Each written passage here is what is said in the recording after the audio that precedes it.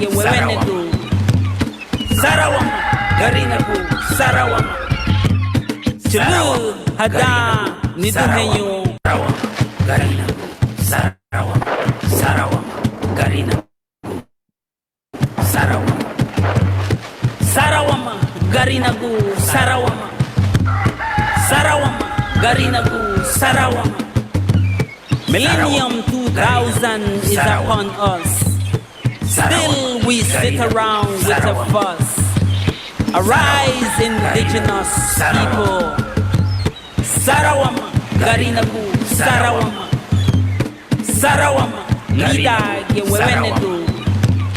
Sarawama, Garinagu, Sarawama. Chulu, Hada, Niduhenyo. The time is now, Garinagu. Sarawama, Garinagu, Sarawama. Wake up, Garinagu, Sarawama. Wake up, Sarawama. Okay.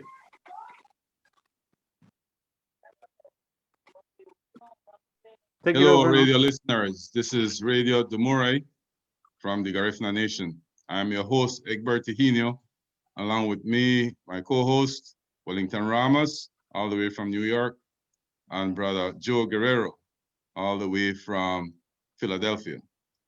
Today, our guest is Akli Olan from St. Vincent and the Grenadines, all the way from Dumerei, our homeland, brothers. So we welcome Akli, and we are expecting a few other sisters later on from St. Bite. We'll see how that goes. Brother Akli is from St. Vincent, and we welcome you as a brother from our homeland. Before, that's our homeland before our ancestors were, brutally removed by the British. And so we want to talk to you about what's going on in St. Vincent. We also want to talk to you about your vocation. I understand you're a filmmaker. Okay, hello, good night. So the Good. you hearing me? Yeah. So the internet is a bit unstable tonight, so it's going in and out. So, but thank you for the opportunity to be on this platform and to share and to contribute to the conversation. In St. Vincent, like in the other Garifuna communities, like we too live with the memory of the brutal exile and genocide that was committed against the indigenous people. I personally could say that for us on the ground, there's no forgetting it. You live with an absence of yourself in every sense of, in every way on the ground in St. Vincent, because we don't live with our past. We live with the colonial history that was passed to us, and maybe my good English could be an example of that. Like it's the reality that we live. We don't live with memory that was exile, which is what the Garifuna, in Belize, in Nicaragua, in Honduras, because you remember the language, because you remember the words, because you remember the stories. There is something extremely powerful there that is missing from St. Vincent. So I'll just, like to begin my contribution there. And thank you for allowing me to be in, in this conversation. Yeah, brother. Yes, brother Akli. Brother Wellington, you want to take it from there? Brother Akli, I'm so happy and pleased that you came to this show today. I can see the Garifuna features in your face. When I went to St. Vincent, Joseph, and myself, I thought I was in another Garifuna community because I saw so many people that look like me and my relatives. I know that we were the same people.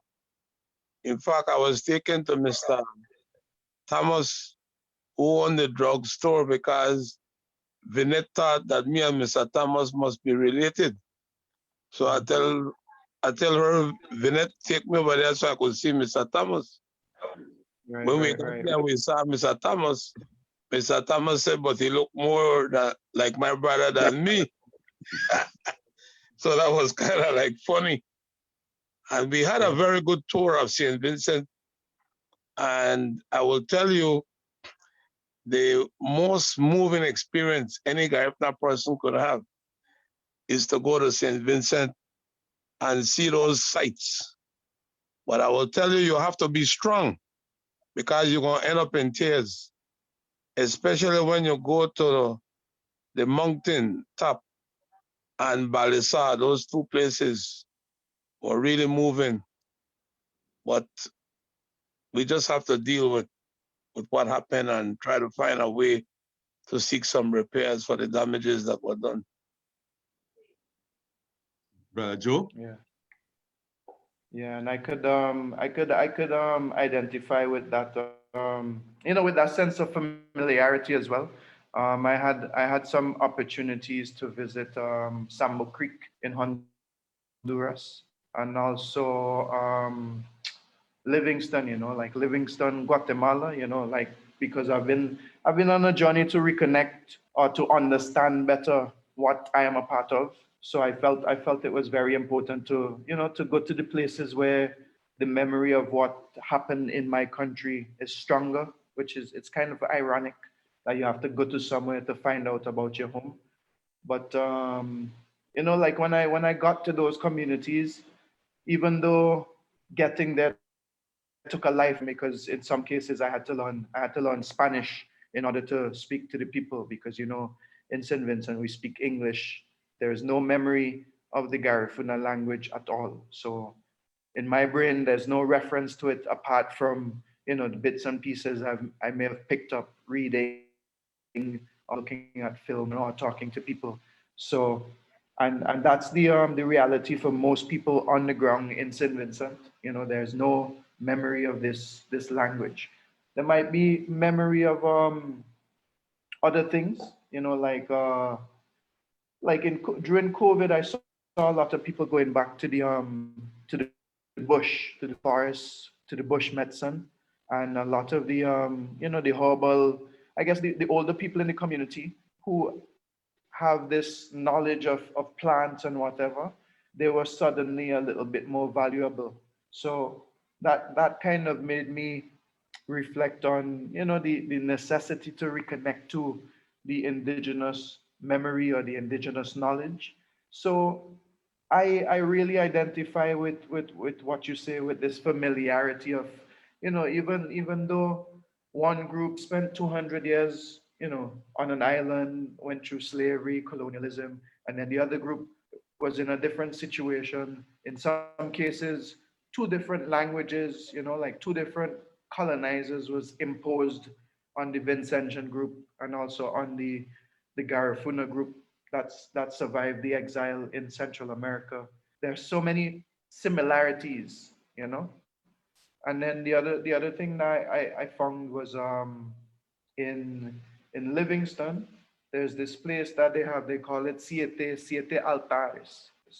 It's like a river, the river mouth, and it Mhm. has seven small cascades flowing down. And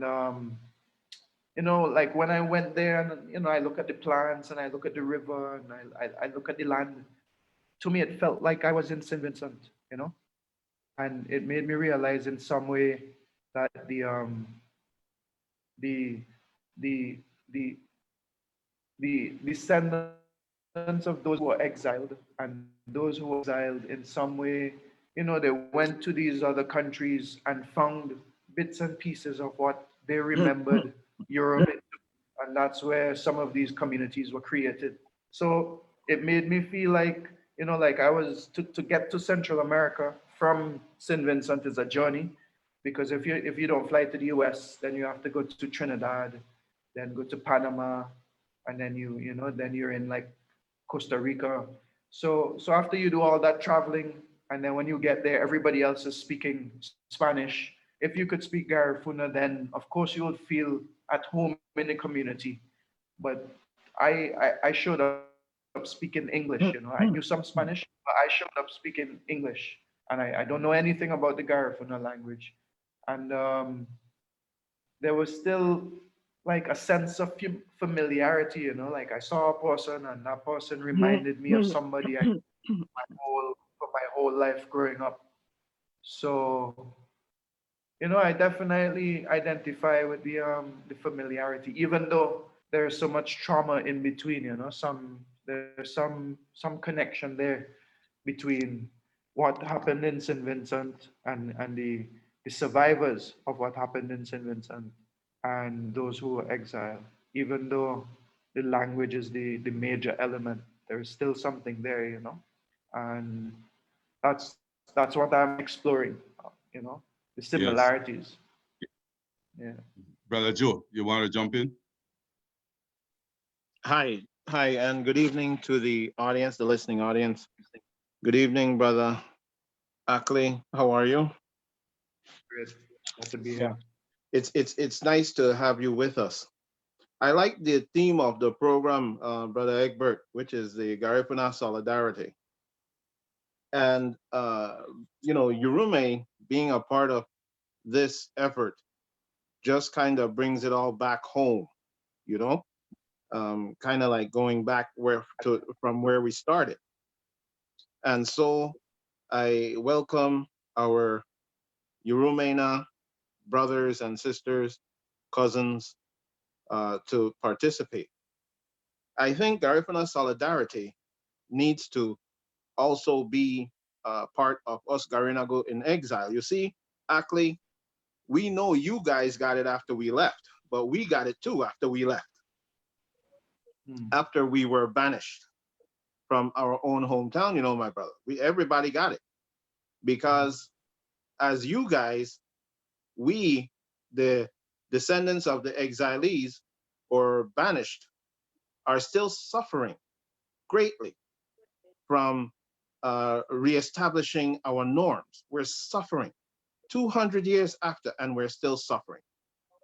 And as you said, you know, like you have some who speak English, you have some who speak Spanish, and even in Central America, Garinago, you know, uh, there is some kind of a wall that's been forced up by colonialism, where some feel the flag of the nation within the borders come before their Garifuna Duo. Many feel that way. I have often posted on my own wall on social media. I said, if you ask some Garinagu what is their ethnicity, they may say a political party, not Hmm. Garifuna. You see? So we are suffering from an identity crisis caused by readjusting to this new systems, this new land where we still continue to try to survive. So we are being pressured by borders. We're being pressured by the change in having to communicate with the mass public in Spanish and in English. We are being pressured to try to adapt to urban systems, which is foreign to us. And thus, you will have the result will be some kind of dysfunction, which I think we all experience. In the case of our brethren in Urume, they suffer from the loss of the language, which was forbidden by the British after the banishment of the others. So, solidarity, I think, is the way to go. It should be our ideal, and clinging to each other. You know, part of the justification for the ILO 169 is that in terms of having a nation across borders, the concept of a nation across borders, as brought to us by Dr. Joe Palacio, is that no matter where you are, if you were there before colonial powers, then you still have the right to interact among each other the way you did before the colonizers came. That's important because if I am here in the U.S. alone, like in this place where I live, there are no other Garifuna to reinforce within me my Garifuna duo. And this is the reason why we need each other to reinforce our Garifuna duo within one another. You need us, but we need you just as much. You see? And Garifuna solidarity must come with our reconnecting and our acceptance that we are one people. We have to accept our identity, our culture, our language. We are distinct. We have distinct beliefs from the colonizers. And thus, the colonizers cannot really adequately or effectively make laws that will help us to perpetuate our Garifuna Dua, which actually, if you don't know, it means Garifuna Dua means our Garifuna culture, ways, etc. All right, that's what that means. So Garifuna solidarity is something, yes, that's needed. All right. Thank you, Brother Egbert. Good. So, Brother Ackley, I'm very much intrigued with what's going on in St. Vincent. I haven't been there. And I do get the impression and I imagine, right, the trauma, we don't actually talk about the trauma. But it was coming to me when I was reading a document that was, written by somebody who's not us. And the way that paragraph, that paragraph where 2,500 people almost, right, were looked at, starved to death. You imagine this British person sitting there and looking. I'll count the number of my family members on my hand, right, and my toes, my fingers and toes, 20 family members, right, that I know of. But to imagine, right, 2,500 people starved to death and their bones still there, waiting for a correct burial in the so-called modern world, right? Now, you are on that island, St. Vincent, our people stayed back. Witness that. We were removed and allowed to, live to the mercy of nature, right? And I want to stress, in a modern world, because the European was saying this is modernity, right?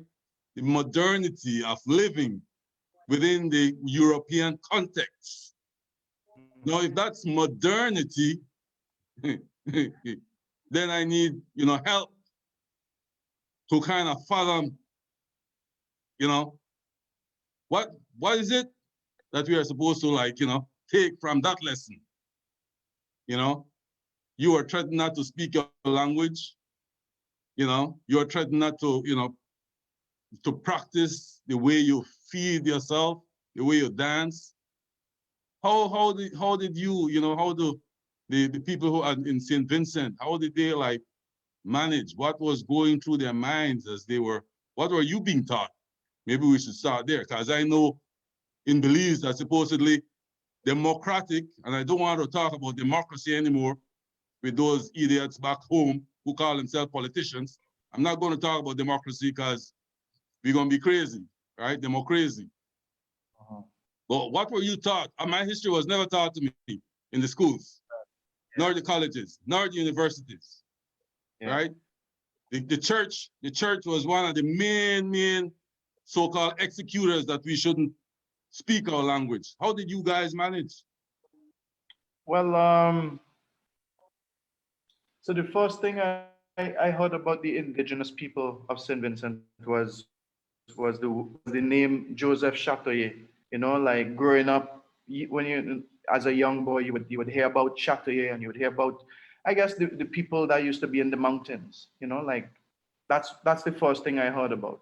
And then I guess as I grew older, the March the 14th became a holiday, and it became even more pronounced, and it became even more impacting. The second reference I have is in primary school. There's a book called The People Who Came. I think it's written by Lennox Honeychurch. And in this book, there was an image, there was like a drawing of, like what looks like primitive people in huts, Make sure you send it And in your WhatsApp. I'm multitasking right now. Sorry, Ackley, go ahead. yes, Alvin. Well, the paragraph within that whole chapter of the history book, and it was just one little paragraph, you know, it was saying the Black Caribs of the Lesser Antilles, you know, so that was the I guess the introduction I had to Wow, the that was Indian. one paragraph, man. The original people get one paragraph, dude. Yeah. Well, that book was pretty much like a summary, you know, and most of the writings that you find that explain the history are written from a Eurocentric point of view. You know, it's like if Robinson Crusoe came and he saw what was going on, so he wrote it down. You know, just like that book. So he wrote it down, and that's how it's regurgitated to us in the school system. So you don't really learn anything. You learn how to be like a transculturalized black Englishman, you know, there's a black Anglo-Saxon. So if you want to like go into the culture, I guess you have to like find ways to associate with older people. You have to ask the right questions, and you kind of have to like have a real interest if you want to understand any of the history of St. Vincent on the ground. There Yeah, isn't. but Ackley, uh may I Sure, say sure, that sure. what I find very interesting, right, as I hear you speaking, what I find very interesting, and for the audience, my name is Joseph Guerrero. What I find interesting, Ackley, is that while you guys are adopting the ways of the colonizers, your Mhm. history is also being removed. Yeah. And there would be no island without your history. Even building the houses into the mountains is a Garifuna traditional thing. Well, It's not that's British. that's It's what I not. wanted. That's what I wanted to point out when I said what I what I discovered because of my interest. But I was just starting at how I came to my interest. But what I discovered is that there are a lot of things that we may not know to be Garifuna here in St. Vincent, but we practice them anyway because they are part of how things are done, how you interact with the land and the sea of the island. For example, how you build the houses into the mountains, you know, some of the same the ridges on the mountain tops. There is like a network of roads that you could go from, from one village to the other village. But the only people who would know that would be the farmers. And when I say the farmers, more so in the past 20 years, the marijuana farmers, because they're the ones who went to live in the mountaintops, which in a kind of a way emulates how the Garifuna may have been living prior to the exile and the losing of the war. So I believe some of those footpaths may have been footpaths that were walked by Chateaubriand and Duvalier, you know, 200 years ago, and they still exist. But you only would know that if you're underground, underground and in the island. Then the herbal medicine, you know. I don't know the exact ingredients of Gifty, like the spices that are in the bottle. I don't know the exact ingredients, but I feel like these ingredients are here, and it's also, some of the herbal culture, or the bush language, the bush knowledge of some of the older guys who are here. Like I say bush knowledge or bush medicine or whatever, because that's how it's explained to us. But We it understand. isn't. We understand. Yeah, it's not explained as a science in terms of, well, this particular elixir that in Honduras is called gifiti is made up of these seven different spices. And if like, we don't know why this bush is good for we don't know why it's good to drink trumpet bush for respiration. We just know that is what Mhm. we just drink That's to what you make sure, call, like, there's a heading well, for it, guys. It's called traditional knowledge. Okay, I Exactly. know in the UN that's the term they use, traditional knowledge. So we have the traditional knowledge, but we don't have the traditional context to understand the knowledge. So we practice it anyway because that's how you live on the island. You know, you live with what's here, with what's available. I'm sure we fish the same way. We fish the same things that were being fished.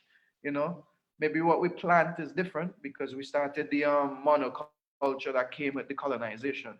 But the horrible things, the things that grow naturally here, you know, we still share that knowledge, but it's just that, in my opinion, the brothers and sisters who are exiled, who remember the significance of the thing, needs to interact with us so that we could understand the significance of the thing, because we don't know. We just know this is what you do, you know. Brother Ackley, so you were saying they never did teach you the history in the schools, the primary schools. Yeah, but it was very brief and it was very Eurocentric. It was like, it was nothing. It was nothing to like make you, it was nothing to make it personal. You you had to go, well, for me, I took a while. Like I had to go to a few countries, you know, change my scope of understanding things, learn a different language, grow up in a big way to come to really understand what's going on and, you know, like what I'm a part of. It took a few years for me to get it. So how would you say, like in terms of your consciousness now, how are the other young people in St. Vincent look at themselves as Carib, Garifuna? How do they, from your assessment? So there are villages in St. Vincent that have been traditionally, well, they consider themselves either Garifuna territory or more Kalinago territory. So there's also stories about, you know, the last eruption of the volcano, and when some who live more close, who live closer to the to the site of the volcano had to be relocated. So, you know, there are villages that have been historically associated or considered to be more indigenous than others. So you can say, yeah, that is a Carib tongue, or that is a, you know, like, and one of them is Greg's, which is where my father comes from, and which is another point where my interest peaked, because right now Greg's is one of the epicenters of the I want to call it the Renaissance, or the cultural Renaissance, or reintroduction of the indigenous knowledge. So the other thing that is across the island, mostly along the riverbanks, there are these petroglyphs, you know, like carvings in the stone. How do you And call them, petroglyphs? well, because, you know, this is how it was taught to us. We call them petroglyph because that's how the English Robinson Crusoe perspective saw it, and he said rock carving glyph. And but nobody could really decipher or say what they mean. So if you have some information, I'm excited to know. You know, people came and they did studies, and well, that's another issue I want to deal with later. People and the studies, Yes. but the knowledge of the thing isn't in the consciousness of the regular guy down the road. You know, he doesn't hold this knowledge and feel proud and say, well, I come from a mighty race of people who resisted. You know, he sees it more as a thing from some primitive people 200 years ago.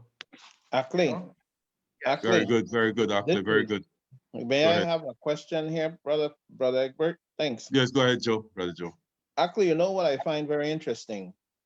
So you are saying that there has been this quality of homogenization by the Garifuna into the main society, right? But Yes, it if has. this is so, if this is so, Ackley, then Mhm. by right there should be no discrimination, because you would not be able to tell one or distinguish one from the other. You won't know who is Carib because you're so integrated, according to you. So how do they know they're Carib now then? Wait a So minute. there So I has to be said, something. so I said that there are villages, places that have been historically positioned or known to be more, because here in St. Vincent, most people would say Kalinago. Like Garifuna is a term that we are adopting and taking as our own right now. So if you go to Sandy Bay, Oya, Francie, the physical features of the people are different from most of the people in maybe in Kingstown, Calaqua, the urban areas. The physical features are different, which is the features of the Kalinago, like the hair texture is different, Yeah, the forehead is a bit pushed back. right. They're That's more right. Now, historically, they've been called yellow Caribs, right? So you could see Yes. that they look well because Let I've me seen dig a it, I little would deeper say, here. yeah. Let me dig a little deeper.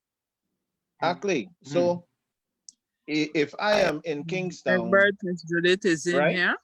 Okay, Judith, I want I'm to in welcome. Kingstown. Go ahead, finish the point, Joseph, then I introduce Judith. Okay, if I'm in Kingstown and I have yellow skin, that means I'm Carib. No, Okay, so no, then how does the Carib distinguish themselves from the rest of society? How do they know inside who they are?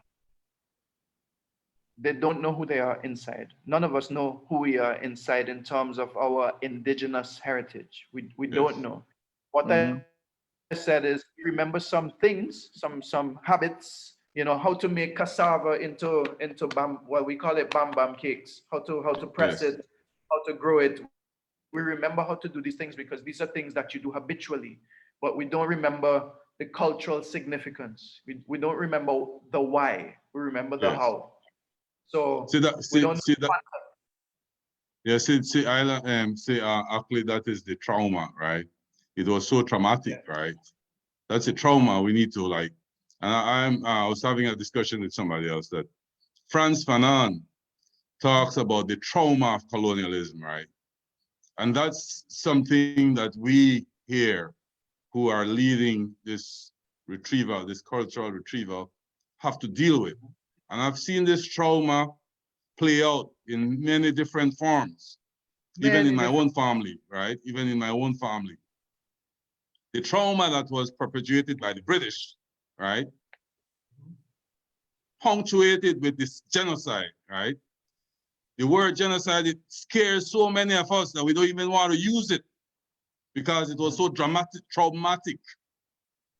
I mean, to watch 2,000 people die from starvation and disease without assistance and make another group of people watch that and tell them, all right, no, you go in exile. Now imagine you play that out as a filmmaker in Hollywood, in all its detail. 200 years ago, you play that right now, it will still be traumatic. But I want to pause here, Brother Ackley, because we want to keep talking to you as we talk about this need for solidarity with our own village in Belize. And I want to introduce two sisters, Judith, three sisters actually. But I'll start with Judith. William, welcome Judith Palacio. All right. She said, all right. And then I heard Kaina. Kaina is also in the room. And Judith, you might have to, Kaina, you might have to unmute. And Yeah, Cynthia. Okay, good. I'll see Cynthia if I Ellis. get Cynthia, you might want to, I know you're listening, so you might want to jump in here at this Sure. stage. Sure.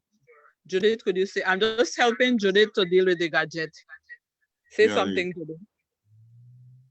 Say something, say hi. Okay. Hi, Egbert. Hi, Judith. So Judith is I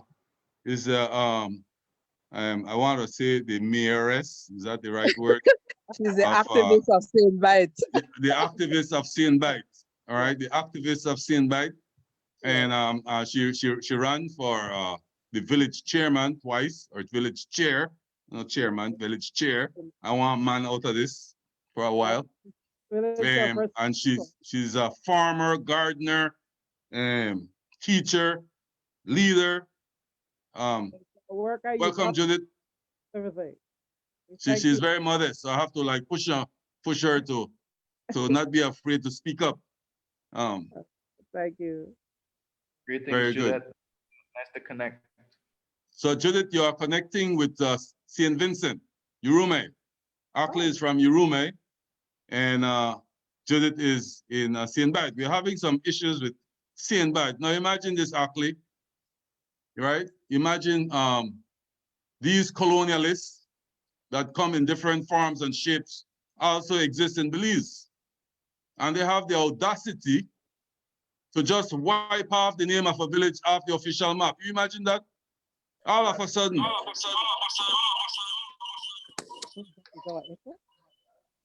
Getting some feedback there from you, Kaina. All of a sudden, suddenly, the name Saint Bay does not exist on the Belizean map. And these clowns think that we would notice, or they would think that they have called us and make us, kowtow so much, we won't make noise. Well, they have a different, right? They will have a different view about us because we ain't stopping. We want the name back on the official map.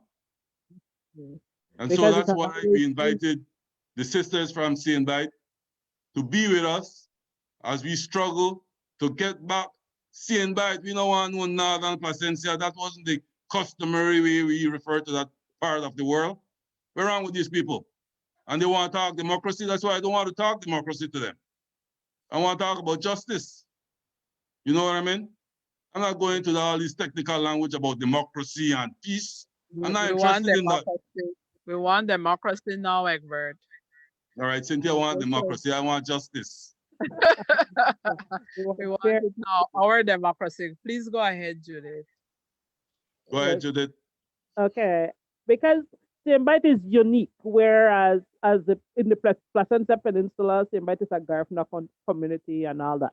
And that is what we try to show them, that we are a Garifuna community, we are unique in our own way. And we are the only Garifuna community on the peninsula. So we should have our name, Saint Bay Village, to represent us as a community. Hence the reason we want to know what's going on with the political part of it, because it's a political move. So call us North Placencia North. It is a political move. So yeah, they want us to go extinct. That is we know what the move is. They want us to go extinct. They want us to disappear off the map completely. To be PUP and UDP, both political parties are alike. That's why I want to have no discussion with these so-called party, hacks, that do the duty of these, land grabbers and thieves. Now I have to be a little bit modest because, go ahead, Cynthia. All right, one of the things we were talking about today, and Kaina and myself, is the trauma that our people have experienced and the importance of healing that goes way back from your roommate to now.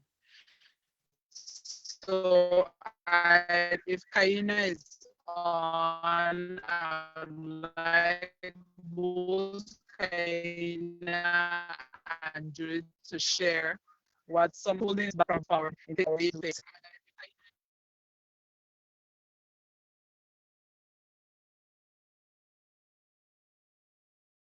Yeah, we're having problems with your audio, but I think that is a good segue because Brother Ackley alluded to the trauma, that was left behind on St. Vincent. Is a little bit, I don't know if it's similar or parallel to the trauma that we experienced once we got to Belize. So I do have an interest in that, Kaina. You want to shed some light on that? Kaina and Judith? Go ahead, Kaina, you have to unmute. Unmute, Kaina. Okay. Yeah, you got it. What I have to say is that generational trauma goes a long way. And in order for generational trauma to be healed, there must be a collective community work, or just a collective work with not just the individual and community, but in the case of Belize in a whole, be able to want to approach those trauma. And you said something about coming from St. Vincent. It's almost like, imagine having like some people call it generational curse. Like you have a family, and then within when you look back in the family, you just see a pattern just occurring every time. That itself could be trauma that was never dealt with in generations before you. So like I said before, for those trauma to be healed, there needs to be a sense of um, education about it. The persons have to be aware of it. People has to be willing to face it, and those are some things that we need to do as a community, because it's intense. Those trauma has stopped us from even going farther than where we are supposed to go as individual successfully. Kaina, can I ask you a question? Yes. What are the signs of this trauma? What are the signs I'm looking at behavior. What are some of the signs you observe that were caused by this traumatic journey from your roommate to Belize? Well, some of the things that I would say, everyone is different, and then it may appear different for each individual because each individual is unique. But some of the things that can be seen across board is that people tend to not be as expressive as they should or could be because of fear of being shut down, of fear of being pointed out, fear of being stopped from moving forward, when in reality you're already being stopped because it's a systematic approach that has been placed in order for you not to move past your trauma or past your fear. Some comes in behavioral aspect, like for example, in the case of St. Bite, where in the lands department, the name was changed from St. Bite Village to Placentia North. The villagers, majority, I don't even know if they know, but let's say they know or they knew or they have idea about it. Part of that same trauma could be them not even standing up for themselves and say, this is not supposed to happen because X, Y, Z. You know, those are some behaviors that, that you can look at, or you would see some people being passive aggressive, a part of them feeling the pain and just being using passive aggressive to try to deal with it, which is not effective. Some behaviors may be people just giving up, not doing anything anymore because they feel like it doesn't make any sense. So those are just few things of the many that can be seen, or that I can see at this point of your people selling their place because there's no other way to go. You know, those are part of trauma that has never been dealt with. They feel that's the only choice that they probably have. But there are many others. If I can look deeper into it, there are many others that you can think about and you can see. Yeah, or also feeling a little bit, not certain of who you are. Like when my aunt used to tell me, and she's like 30, 40 years older than I am, when she went to school in Catholic schools, the nuns and the priests would either whip her or scold her for speaking Garifuna. Would not also be part of the trauma? Definitely, that will be part of it. As a matter of fact, there was this thing that I heard in Belize where there was a Garifuna person, I believe, or a Garifuna woman that almost got fired or something to that extent because she speak Garifuna in the bank. I said Yes. Garifuna is a disease. Yeah. Yes. Brother Wellington, you have to unmute your mic. Go ahead, Brother Wellington. Thank you, Kaina. Brother Wellington? There are a couple of issues here. Like I said the last time, you cannot change the name of a place unless you go to the House of Representatives and you introduce a SI, which is called a statutory instrument, to change the name of the place. And the reason for that is you have birth records, you have land records, you have a lot of records that are attached to names. So I had asked that somebody go to the lands department or the Ministry of Local Government and request if there was any statutory instrument introduced in the National Assembly to change the name of St. Bite to Northern Placentia. And that is an important request. Because if we don't have these type of information, we are just making assumptions without no evidence. That's the first thing we need to find out. The second thing is,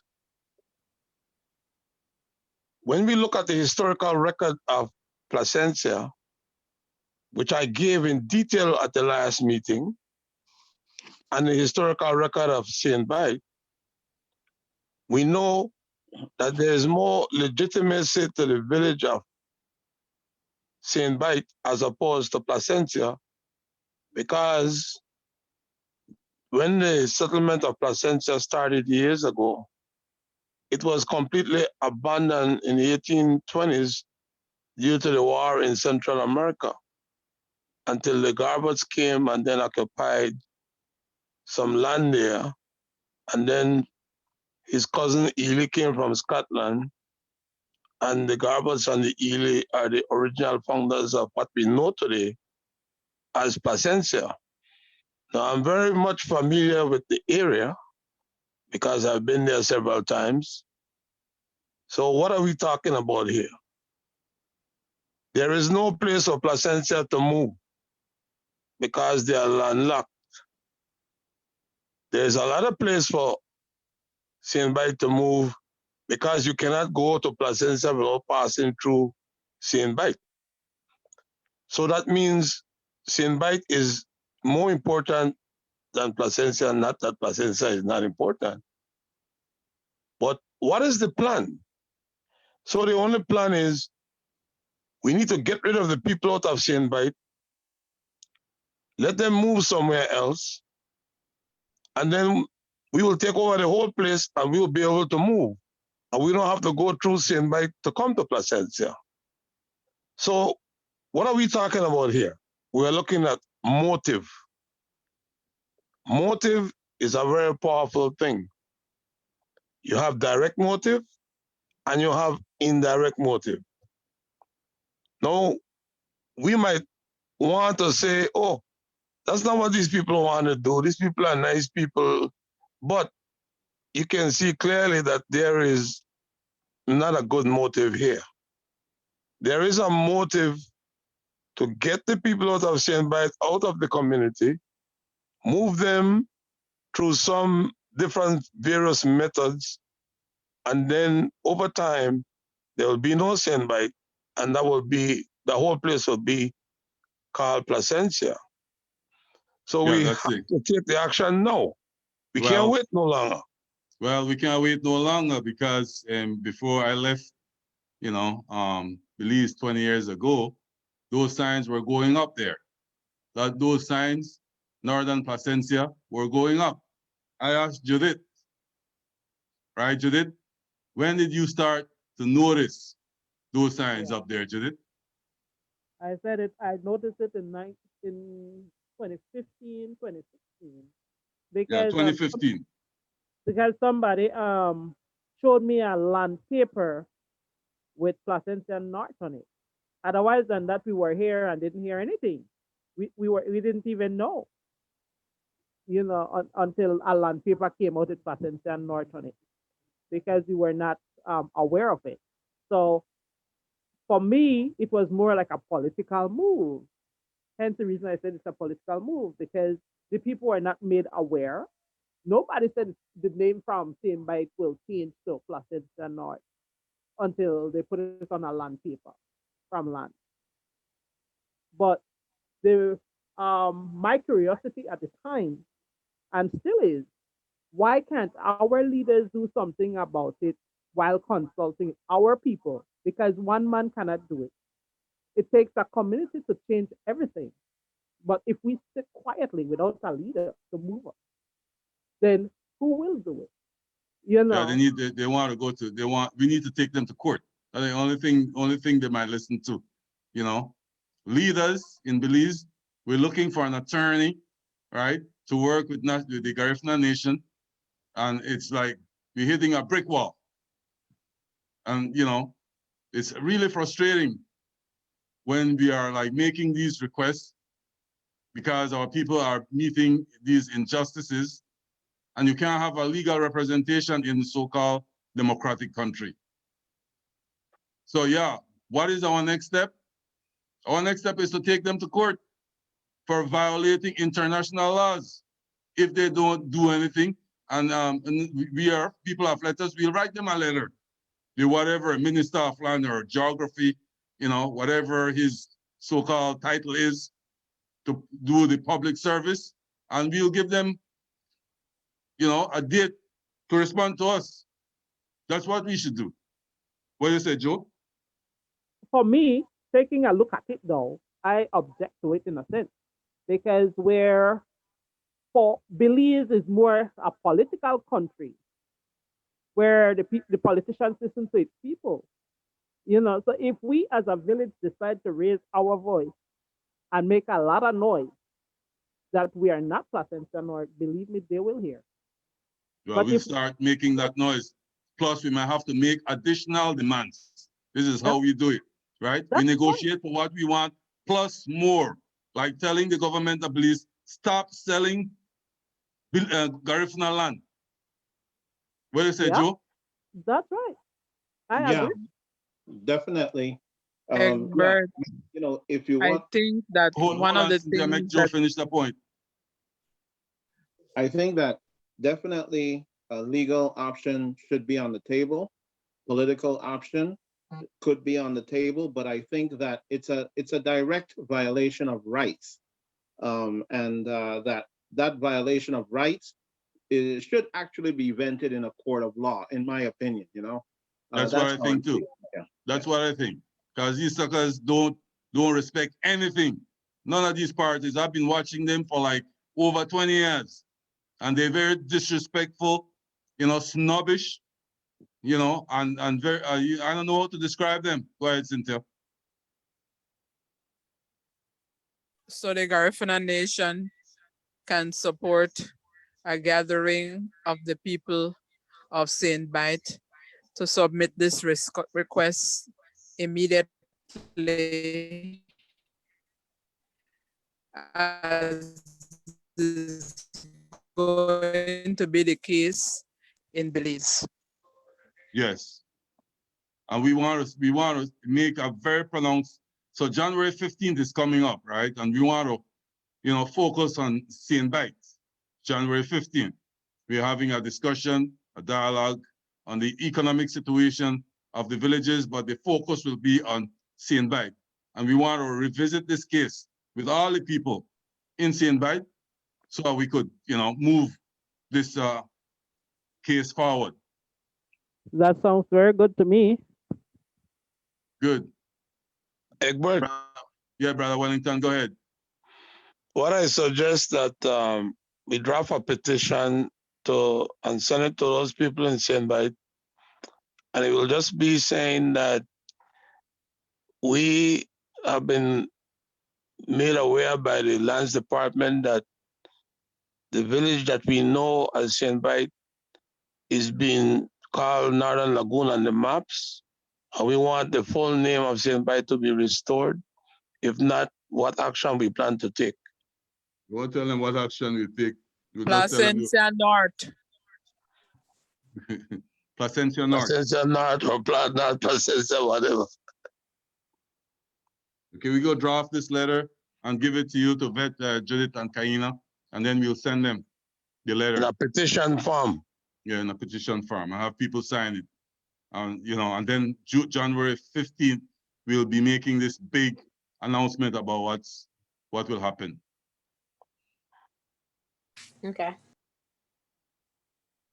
Now, brother Ackley, so how do you plan to, like, I don't know if you're aware of this Garifuna Nation, but how do you see us, joining with you, collaborating with you in moving forward?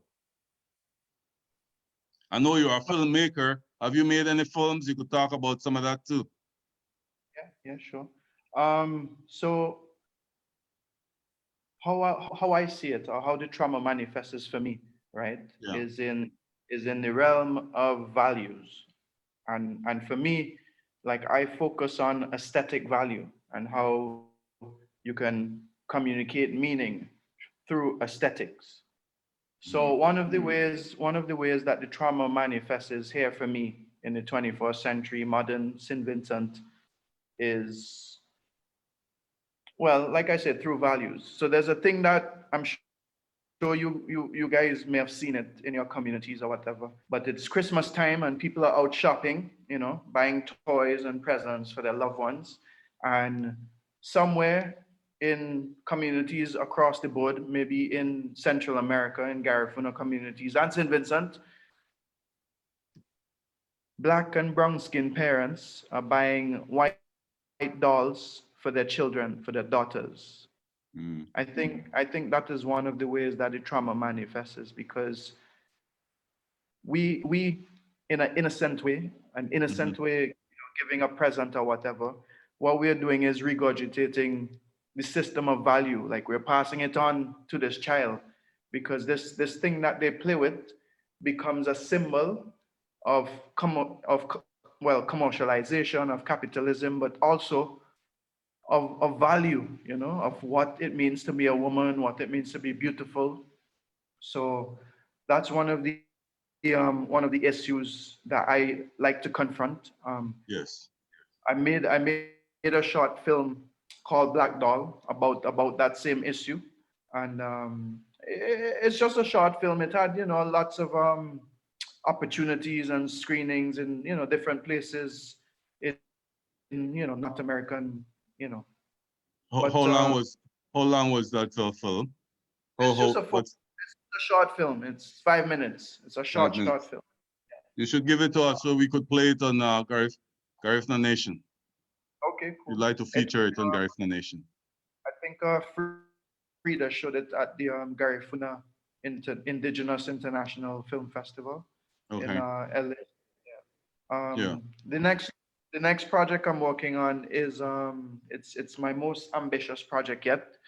It's called Haruna, Land of the Blessed, and it's about a young guy's journey to discover his indigenous heritage, right? He's like Mm. on a journey to discover who he is, or rediscover who he is, after growing up in, I guess, post-colonial 21st century island life.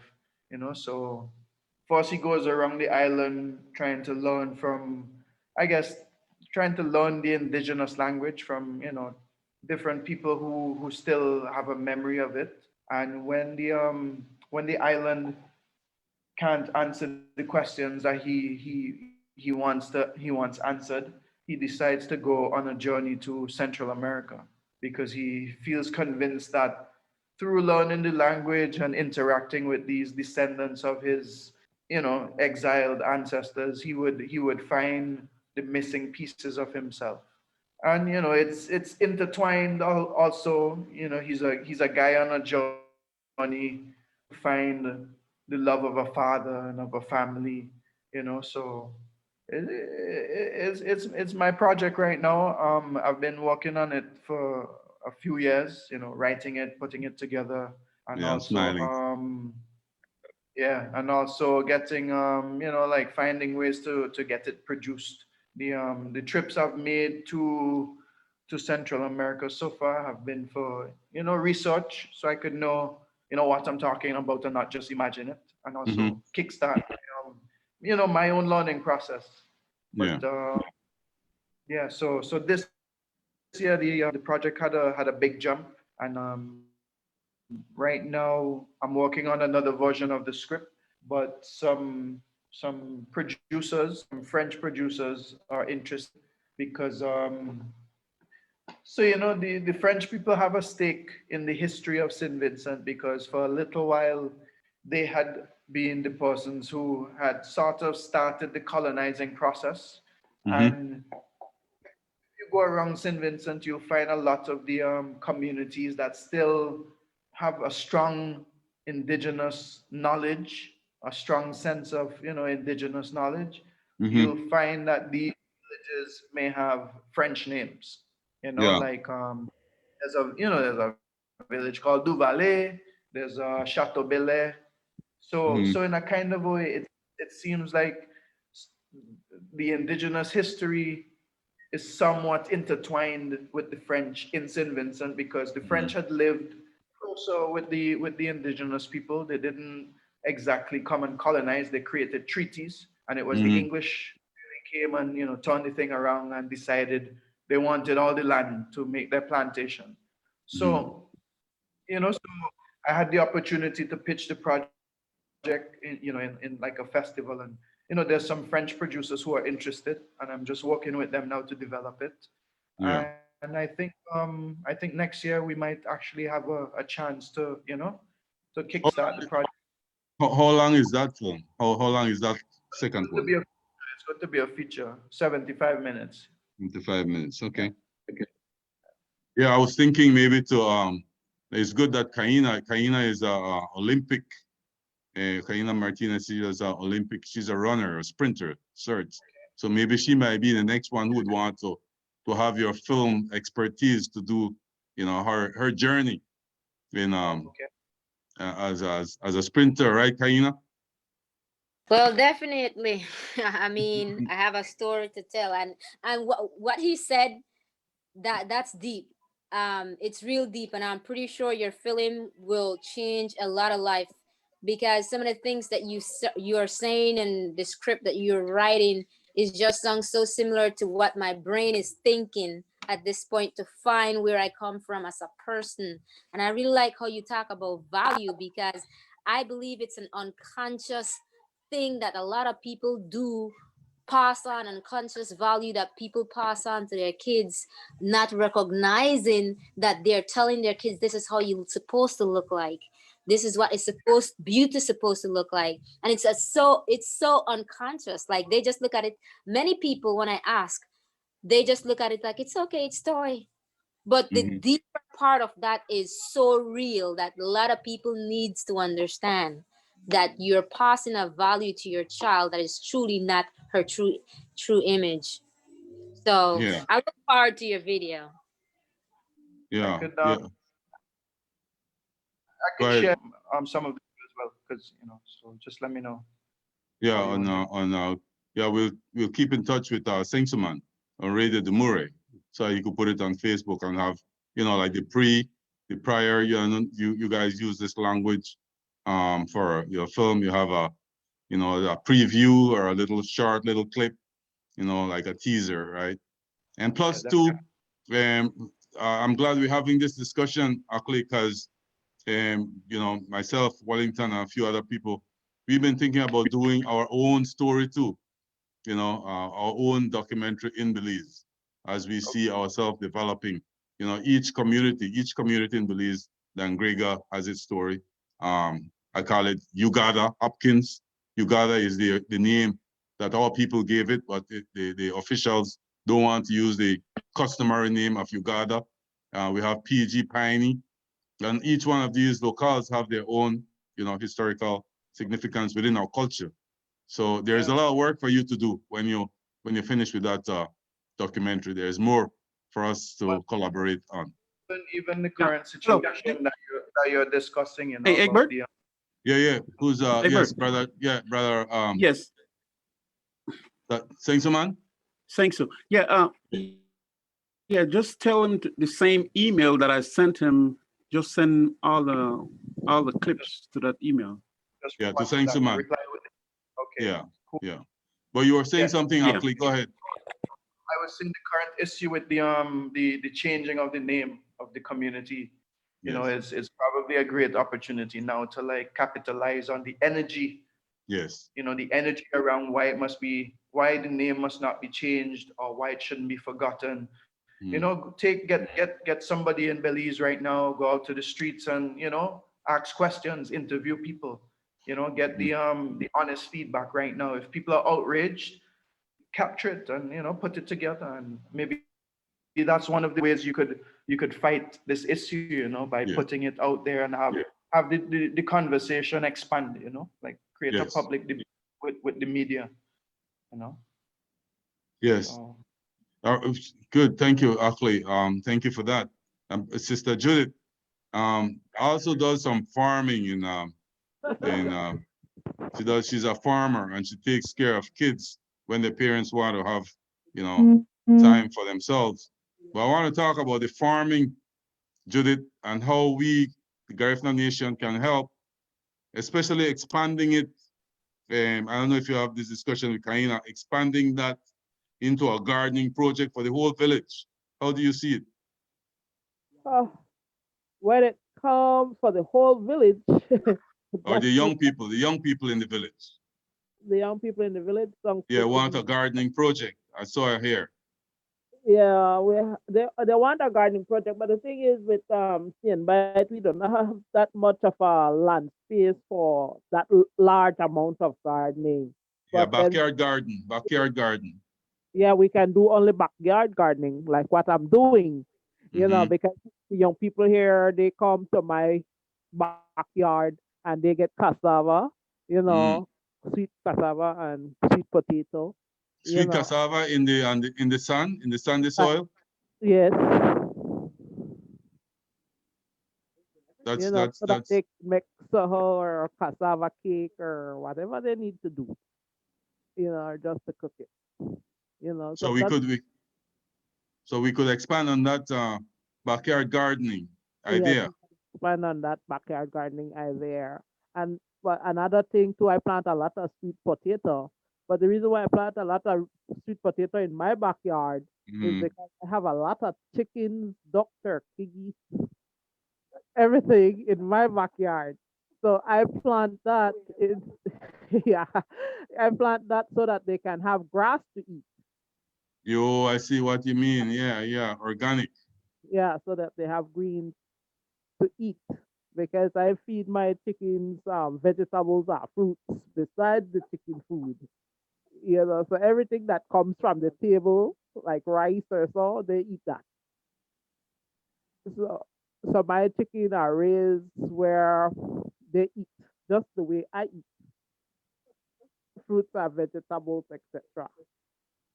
So it seems like you have your own business going on. You have chickens, you have, you know, a job to take care of the Yeah, older folks, kids, my and own. you seem very busy. How you manage all that? Well, to be honest with you, I move around and work. I just basically take it like I'm getting paid, even though I'm not getting paid. Ah, la, la, you're getting. Egbert, can you hear me? I'm grabbing the phone from her because mine is charging. Do you hear me? Yeah, I hear you. I hear you. I She's hear you. very modest. I will talk about her. Her mother is one of the only Garifuna midwives remaining in the country. Her mother, Auntie Maddie, Yes, has Auntie delivered over Mali. 100 children, How much and 100 800 or more. children? Yeah, she's been Midwife. forever and never lost one. And she's somebody you should interview because that's part of the wealth. And Judith is extremely modest. The family has a healing center. So while you Yes. were talking about the trauma, I was hoping she would share that because it's open to all the Garifuna people. It's a sacred space, and that's where I am right now. Could you Right, could you could you right. repeat that? Could you repeat that healing center, the Yes, it's healing a center for Garifuna people in the world? Could you hear? people for the world and dealing with these traumas. So it's not just talking about the problem. Judith and her family walk the talk, and included in the feeling, this healing is Garifuna Duo. What it means, the strength and the power and the beauty of the Garifuna people. And so it includes the food. So all the projects that are done based on this process of healing and release. So I get coconut water, I get hudut, I get bondiga, I get all kind of fruits, everything. And that is part of just showing that that's part of our healing. going back to our own ways, our food, our music, everything. So So, we this Joe, places all over the country and all over the world. So we'd like our brother from Dumerei to come here, and this is something that should be documented, not just yes, talking about the problems that we have, but yes, the solutions that people are having in dealing with these situations. There should be a documentary on the power of Garifuna women, and I'd yes. like to invite the women from Dumerei, our senator, to be part of this network. We Mhm. go there, they come here. So that's what I'm experiencing. I'll give the gadget back to Judith, but I just hear her being just so humble, and I want to give the whole picture of what I've been experiencing. I don't want to leave St. Bite. St. Bite is beautiful. So in addition to all the challenges, there's also this beauty that you hear the sea. Are they right by the sea? You hear the sea? Yeah, know? Wellington and Joe, you think somebody try rubbing something here? Um, Judith Um, want to know if you hear the sea. Judith want to know if you hear the sea. Wellington, I'm Brother walking. Wellington, you think somebody try rubbing something but mentioning Hudud by the B-side and in a healing center, we in the cold and the snow. So she keep And doing Joe, that. You have to get used to it. You hear the sea? You hear the sea? Are they right by the sea? It's right on huh? the beach. We are wealthy people. We are wealthy. That's why people are fighting us and putting us down. That they Yeah, want us to give up so that they yeah, come take it over. They want to exactly. tell lie that we don't care, that we are Yeah. lazy, that we don't Eh, work, that we don't have jobs, Yeah, that we are unemployed. yeah, I see somebody in Belize own thousand acres. I never seen her with a machete in a hand. There are a lot of them. Eh? I see a lot of them walking around with I don't see one scar in the hand, have a lot of money. I want at least $3 million. Me first go into the budget of CNBite, to do something. Just $3 million. Is that asking for too much? No, that's not too much. Too. That's enough for us. You think we could start with that? Oh yes, that's a good start. Good. We want to see how we could ask some investors to come since they want to walk all over us to just a few pennies to start developing CNBite. That will change the by that will make us look We rich. need to start look for a project. I don't know if it's going to be the gardening project or it's going to be the beachside project or some project to bring CNBite up to speed. Well, we don't want 100,000 million or 1,000 million or 100 million where these people steal out of Social Security. We just Let's, want a small amount. let's get rid of the lie, Egbert. The people here are working and feeding themselves and just need support and encouragement.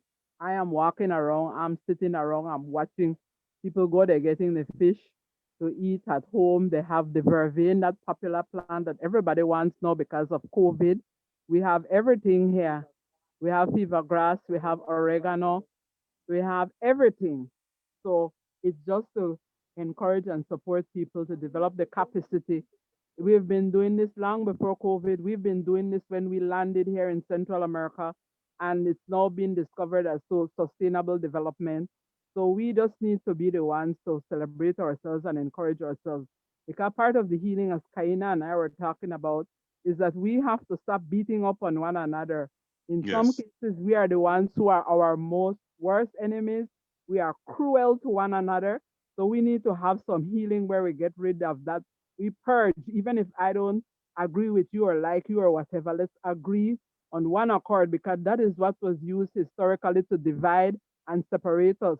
Once we are yes, divided and separated, then the others come and take over what we ignored and left behind. So that yes, is key of the healing process, that we will work with each other no matter what. yeah.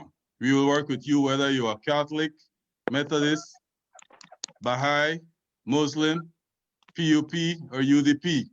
We are no P. We are just Garifuna people trying the And best I for like to Garifuna say we Duo. are all people. You know what I mean? So Yeah. yeah, once you Garifuna, you are for Garifuna Duo, we're gonna work with you. We're not into this all sectarian and political division that That's people it. are trying to promote within us. We stand Nobody firm for wants that. Garifuna Duo. Go ahead. Mhm. Because for me, Go ahead, Judith.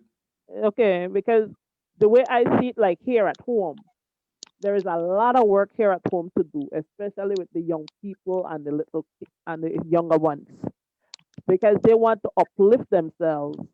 But our problem, like what I said early, for me, you know, is just some of the I help them up with with knowledge and basically with my leadership skills, what I know, my experience, everything. That's what I pass on to them because I always tell them they can challenge whatever, everything where there is they can see an opening, challenge it. You know, as a leader, your thing to be is to lead and help each other up. Nobody should be left behind. I like to tell them that. Nobody should be left behind. Everybody should work together. And when you Mhm. reach a stage where you think you're uplifting yourself, you look back and see your brother and sister struggling, it's time for them to move up too. So nobody should be left behind. That's what I teach my young people here. Yes. And you make me so proud, Judith and Kaina. You know, you guys down there in St. Bite, I'll tell you a story, not now, many, many years ago, right? A different type of assault on St. Bite. And I talk about it sometimes, but this is not the place. But it gives me hope that you're holding up the fort, that you're putting faith in the young people and the children, and that you are farming. Yeah. You, Judith, you are doing your farm, Yes. 15 acres and more. And Mm-hmm. all we need, right, for the better part, for the best of St. Bite is just a little help. Just Just a a little little. more, just a little help from them clowns in Belmopan who call themselves politicians. Right. Just a little help from the And You know, idiots. I would like and to say this. I would like to Go say ahead, this, Joe. okay? Go ahead, Joe.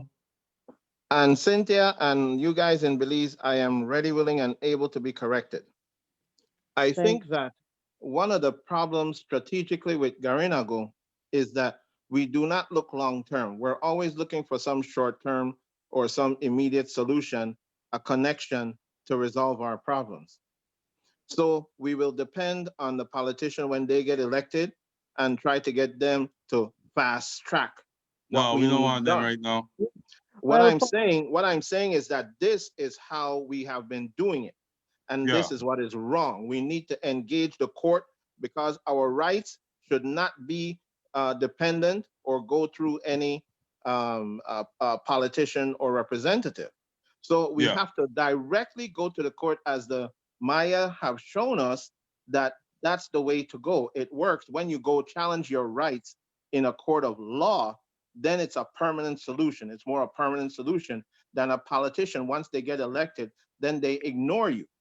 The NGC has been playing these games with Garifuna for years, waiting for the certain party to come in, and then the NGC will come to life as if though that particular party likes Garifuna and the other one doesn't, when the NGC intentionally does not cooperate with the other political party to make it appear that way. And I'm yeah. saying that that has been our problem.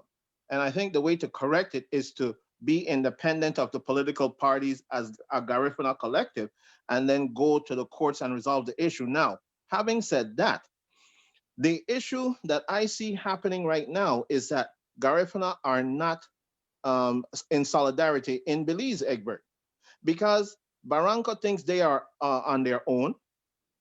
The other communities think they're on their own. Now, the government of Belize have 7 Garifuna villages that they would have to deal with individually if we continue in this manner. They Uh, cannot go to the court for themselves. We need a coordinated effort in Belize. We need a solidarity of Garifuna to come together in one and go fight for the one set of rights that we have. We don't have different rights for different villages. So why well, should we that's have different fights? And that's all more expensive to us. that's why we're calling ourselves Garifuna Nation. We are non-partisan, and we're not waiting. I'm not waiting for the name that I will not mention on this show, because as far as Mhm. I'm concerned, they don't exist. So I as hear far you. as I'm concerned, they don't exist. So I I'm hear not you. mentioning their name in this show. As far as I'm concerned, we here, the Garifuna Nation, move forward. And I'm not looking back. I'm not entertaining any other entity to do my job. I'm here to work for the people. So they want to join this train, their business. If they want to stay off, it's their business. But we And- on it, right, Brother Wellington? Yeah, and that's the Yes, way. we just The, got some good news of Belize. I don't know if these people are aware. Belize got $25 million this week, from the IDB Bank. And that money was given for COVID relief. It's not money that these people should keep in Belmopan.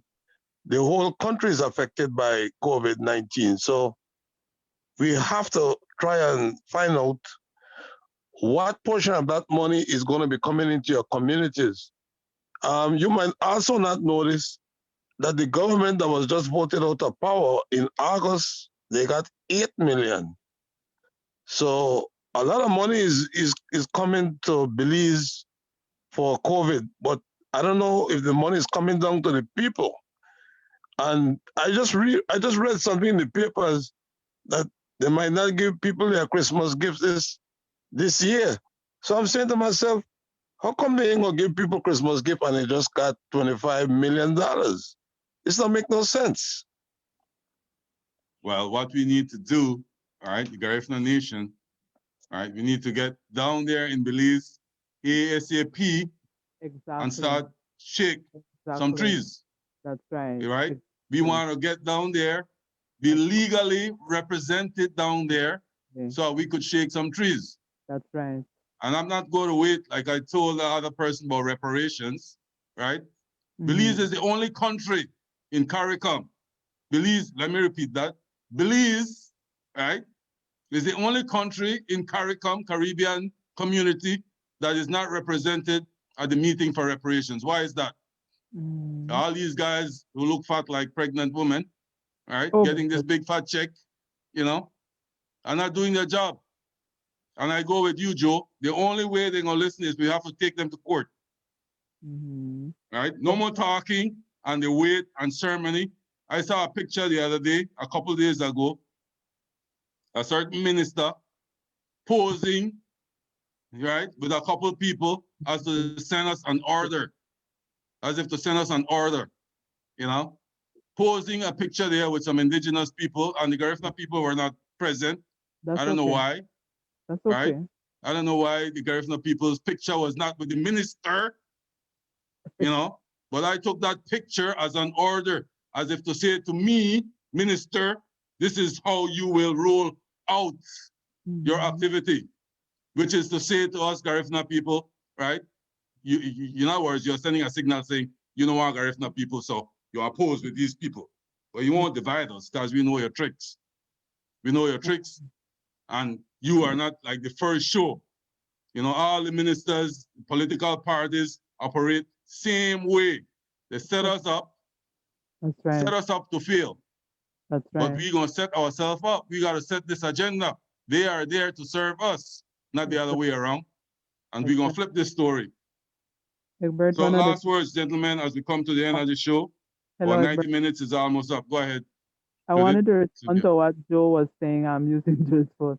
That I can guarantee you that there are serious people in every single community who have been doing work. They are the people who are not on television or on the media. There are many Judith all over this country, and it is their time now to be acknowledged and celebrated. Like me and others, we were hoping and believing that the leadership that was there would have been capable. However, we are not quarreling with that leadership. We are not fussing with that leadership. Our energy is to focus on moving forward. And so, from the Rio Honda to the Sarsoon, we have serious, solid leadership that is time. The time has come right now. So don't you worry, you'll be hearing more. Sometimes it's not to make noise and to come out and make people know what you're doing because you're thinking that those who claim to be there to represent you are representing you. However, as I said, it's not for us to make noise and condemn our own. We will have to go through the healing process of trashing out the issues internally amongst our leadership that has failed us. but that's internal. That's not something that we need to put in the public domain at this time. Correct. Correct. Garifuna duo is bigger than that. Okay, brothers. Brother Ackley, I'll give you the last word. Then I'll go to Kaina, then Joe, then you, Brother Wellington. Last word. I would say going forward, we need to find more effective ways of creating the outcomes that we need. I remember a few years ago too, there was a interaction between members of the Garifuna community and the political system in St. Vincent. I mean, I wasn't in the country, but where I was, I felt gravely disrespected and dishonored because I felt like ancestor business didn't have no say or talk in party politics. So I felt like the relationship that needs to be fostered between St. Vincent and the Garifuna community should not in any way ever be hindered or depend on a political party. It should be people like us who see the need and have the necessity within our souls to create these connections and to foster this growth, you know, and that's how Great. we need to progress. Very good. Thank you. Very good remark. Thank you very much, Ackley, and we'll keep in touch. I like that last statement very much Yeah, so. man. Yeah, man. That's up. All right, Kaina, Right. let's go to you, and then Sister Kaina, you there? Last words. So Kaina, Brother Joe, might as well we jump to you. Okay, thank you, Egbert. It's been a pleasure once again being on this panel with everyone who's here. And thank you to the audience for tuning in also once again. Now, Egbert, I feel like Garifuna Solidarity is an important objective for Garifuna Nation to pursue. It's extremely important that if Garinago will get anywhere worldwide, we must be one Garifuna Nation, and we must act in that way. If you have people, one person filling a bucket by themselves with water, and they have to walk 5 miles to a well, it will take them forever to fill that one bucket. But if you have the community all go to the well and everybody have one cup, that bucket will get full in one trip. And that's how Garifuna have to think of themselves. We have to stop this Honduras border thing, Guatemala border thing, Belize, etc., and so on, and just look at us as one single nation and approach the world, indeed the universe, in that way. Thank you. Thank you. Thank you, brother. Kaina, you want to go next? Um,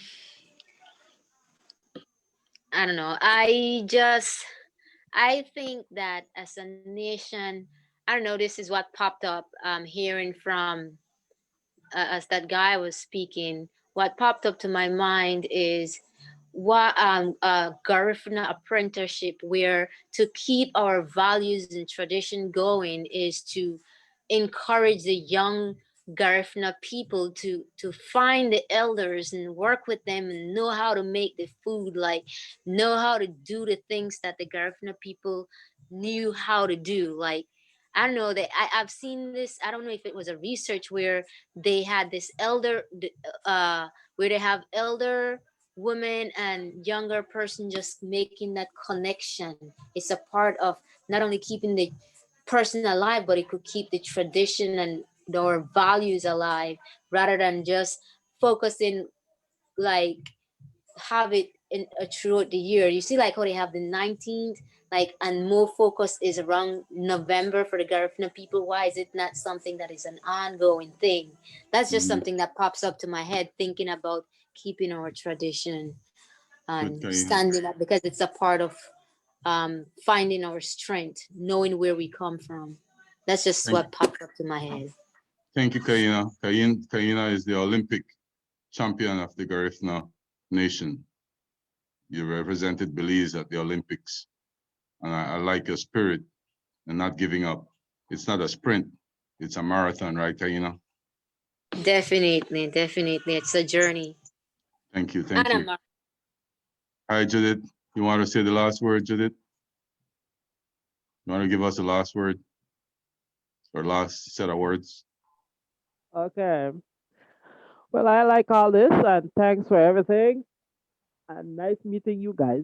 But so I like the process because I believe that Garifuna people should be one, regardless of who you are, as long as you're a Garifuna person. So I love the Garifuna Nation for that. So I want to Thank you. thank you, Egbert, for encouraging, because this is a part of our encouragement as a people. So we have to encourage each other. So you encouraged us and want us to work some more, and we feel like we are not working in vain. We are working together as a people to uplift our people. Good, know. Judith, good. And we'll see you in February, January 15th. January Okay. 15th, we'll be there. Brother Wellington, you got the last word, Brother Wellington. Well, thanks for coming to this meeting tonight. As long as everybody remain part of the Garifuna Nation, because the Garifuna Nation is going to function beyond borders. So whenever there's an issue anywhere in any one of these countries, we are going to take it on. And by the end of the night, you will get a petition drafted out, Ms. Judith, so that you could take it to your people in Sinbite, have all of them sign their name, and we're going to address it to the Minister of Local Government, what are our concerns, because Your there's grandpa danger lying ahead for Sinbite if we don't take action right now. We need to take action. Good, Brother Wellington and Judith, Kaina, Island Rebel, Ackley, Cynthia Ellis down there in St. Bide, and Joe in Philadelphia. I want to thank you guys for, helping me have this show today. And if I don't see you, take good care, stay safe. We're gonna monitor this COVID. We need to talk about this COVID in the next show. And Judith, tell your mom who has delivered over 800 babies in St. Bide, not losing any. She's gonna be the lead show in January. So tell her to get used to Zoom. We gotta practice. But we want to bring her on show to talk about Let her her. go. All right. Okay, over to you, Saint-Simon.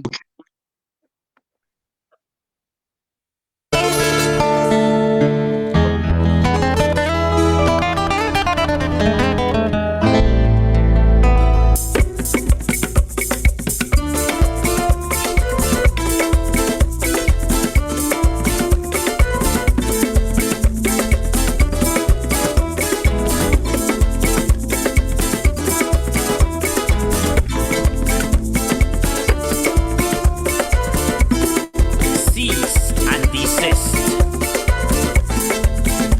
Stop it. Rayday wamay. Kameke bay won't mami casa make bay won't. Kameke bay won't need to casa make bay won't. Kameke bay won't papi casa make bay won't. Kameke bay won't casa make bay won't. Wafaragwachia wangua Yalarubea Wafaragwachia wangua Yalarubea Wafaragwachia wangua Yalarubea Wafaragwachia wangua Yalarubea Kamege bay wong Kasamege bay wong Kamege bay wong Kamege bay wong Kamege bay wong Kasamege bay wong Guachia wangua Yalarubea Wega guachia wangua Yalarubea Wega guachia wangua Yalarubea Wega guachia wangua Yalarubea Kamege bay wong Kasamege bay wong Kamege bay wong Kamege bay wong Kamege bay wong Kasamege bay wong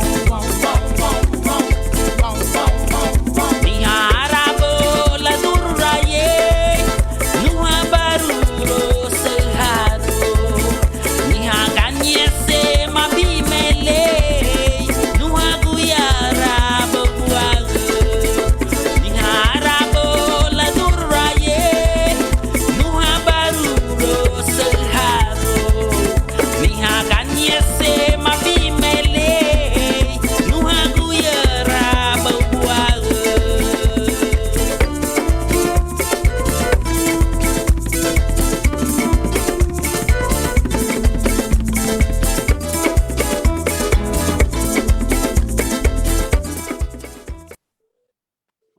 right. All right, bro. Okay. All right, man. So I'll pick it up from here. I know what happen next Sunday.